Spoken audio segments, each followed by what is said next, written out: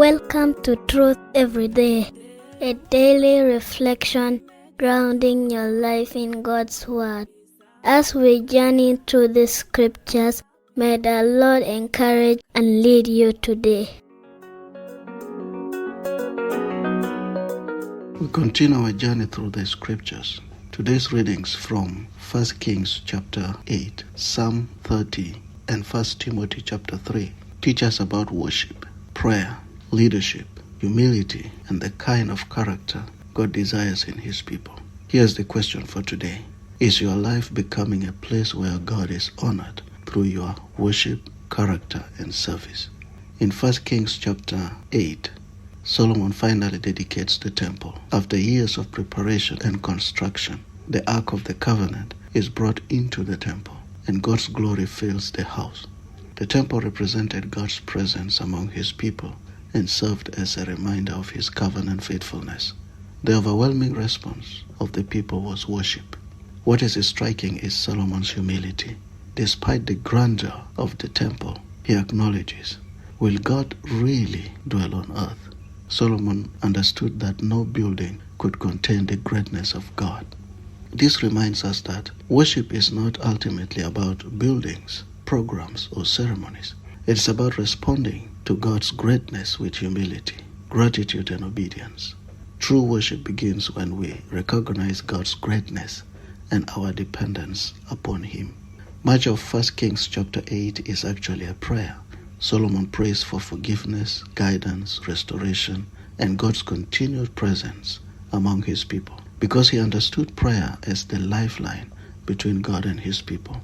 Whenever Israel faced failure, drought, conflict, exile, or crisis, they were to turn back to God in prayer. The same remains true today. Prayer is not merely a religious activity. It is an expression of trust. Many people only pray when problems arise. But Scripture calls us to build lives centered on prayer before the crisis arrives. Prayer keeps our hearts connected to the God who guides and sustains us. Psalm 30 is a song at the dedication of the house of David. He reflects on God's deliverance after a difficult season. One of the most beloved verses in this psalm is verse 5, which says, "Weeping may endure for the night, but joy comes in the morning." This emphasizes God's ability to restore His people after seasons of suffering, discipline, or hardship. This is a message many people need today. Life includes painful nights of disappointment, grief, failure, and uncertainty. But God is a God of restoration. The nights does not last forever, and the struggle is not the end of the story.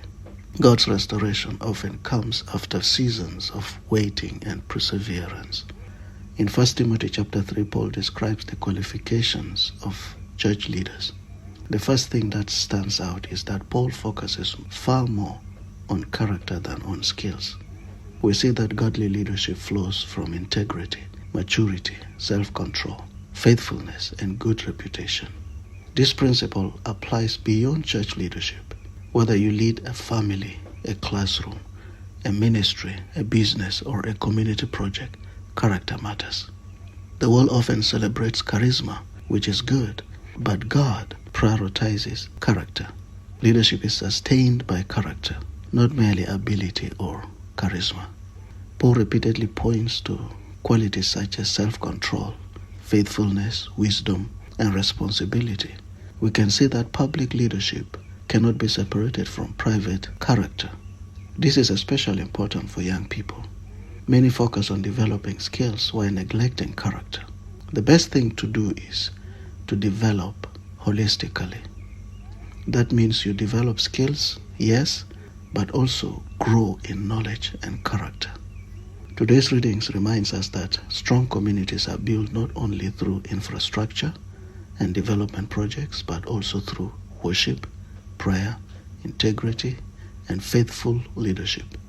God is calling a generation that will lead differently, a generation that values character over status and service over self-promotion.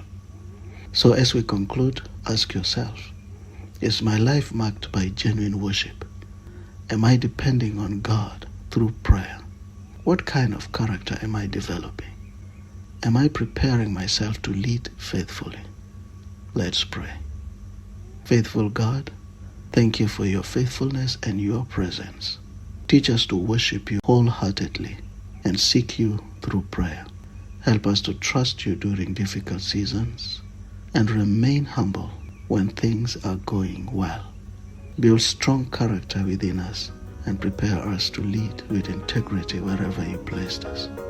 In Jesus' name, amen. Thank you for joining us on Truth Every Day.